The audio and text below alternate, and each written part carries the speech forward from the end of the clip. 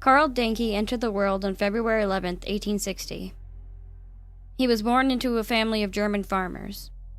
Details about Carl's early years are scarce, but historical records suggest that he was a reserved and soft-spoken child, posing challenges for his upbringing. Reports indicate that he was considered one of the least academically successful students at his elementary school. At the tender age of 12, Carl decided to run away from home. Upon completing elementary school, Carl embarked on a journey as an apprentice to a gardener, establishing a life for himself. At the age of 25, his father's passing led to the inheritance of their childhood home by his older brother, while Carl received a monetary share. With this, he invested in a piece of land, attempting farming, but faced failure and as a result sold the land. Carl then ventured into real estate, acquiring a house for rental purposes. Unfortunately, inflation compelled him to part with the property. Undeterred, Carl refused to relocate and took up residence in a small apartment adjacent to the house's ground floor.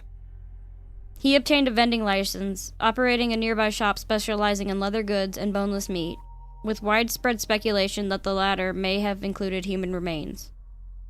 Despite these unsettling rumors, Carl remained an active member of his community, volunteering as a cross-bearer and organist at the local Lutheran church.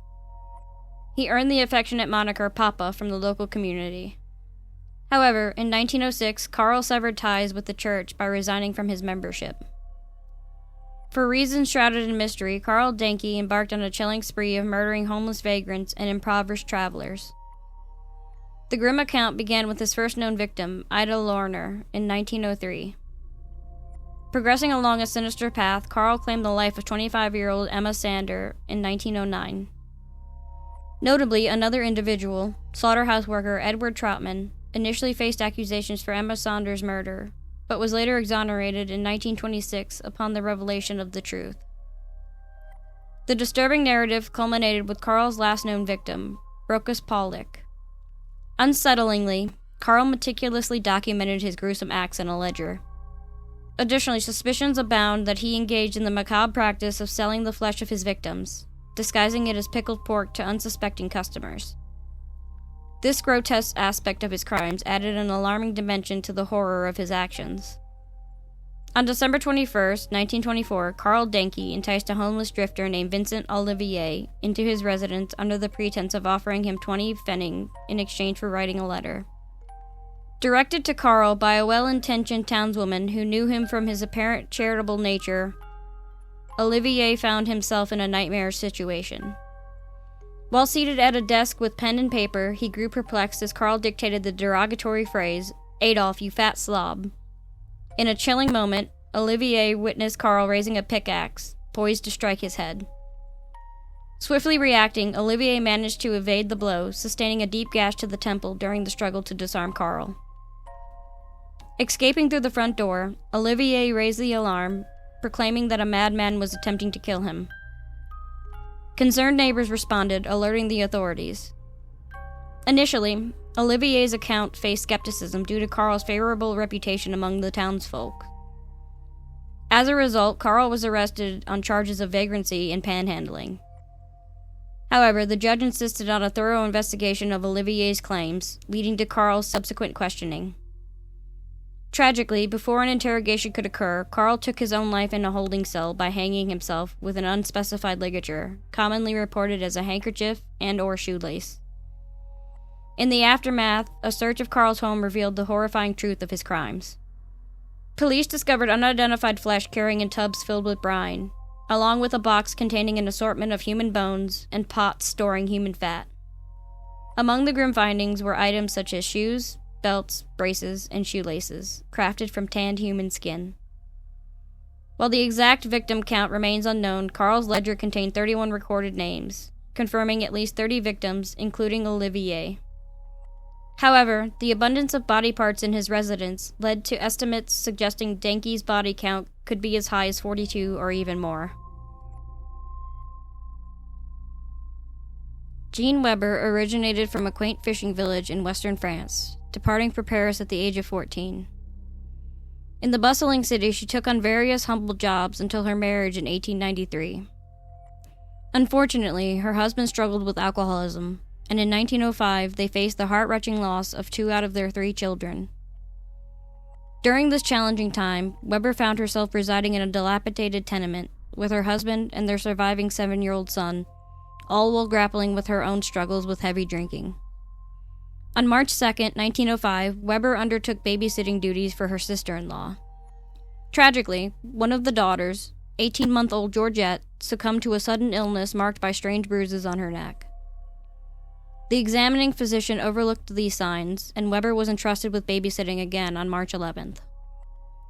Unfortunately, 2-year-old Suzanne did not survive this visit, with the doctor attributing the death to unexplained convulsions. On March 25th, while babysitting her brother's 7-year-old daughter, Germaine, a distressing incident occurred. The girl experienced a sudden choking episode, accompanied by red marks on her throat. Although she survived that episode, she was less fortunate the following day when Weber returned. Diphtheria was cited as the cause of death, along with the tragic demise of Weber's son Marcel just 4 days later. Once again, the telltale marks of strangulation were disregarded. On April 5, 1905, Weber hosted 2 sister-in-laws for dinner, leaving her alone with her 10-year-old nephew, Maurice. Upon their premature return, they discovered Maurice gasping on the bed, his throat showing bruises, and Jeanne standing over him with a disturbed expression. Charges were filed, leading to Weber's trial on January 29, 1906. The prosecution alleged 8 murders, including Weber's own children and 2 others who had died under her care. Despite the defense's argument, Weber was acquitted on February 6th. 14 months later, on April 7, 1907, a physician attended to the home of a peasant named Bavouzet, summoned for the death of 9-year-old Auguste Bavouzet. Initially labeled as convulsions, the cause of death was later attributed to Jeanne Weber, who had been posing as Madame Moulinet. Weber engaged lawyer Henry Robert once more and was released in December after a second autopsy blamed the boy's death on typhoid. Weber disappeared briefly, reappearing as an orderly at a children's hospital in Falcombe, and later at a children's hospital in Orgeville. Operating under the name Marie Lemoyne, Weber was caught strangling a child within a week, leading to her dismissal, and the incident was hushed up.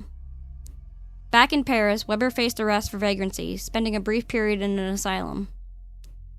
Despite doctors pronouncing her sane, she delved into prostitution, acquiring a common-law husband. On May 8, 1908, the couple settled in an inn in Commercy, where Weber was found strangling the innkeeper's son, 10-year-old Marcel Poirot, with a bloody handkerchief. Her violent act was halted only after the father intervened with 3 punches to her face.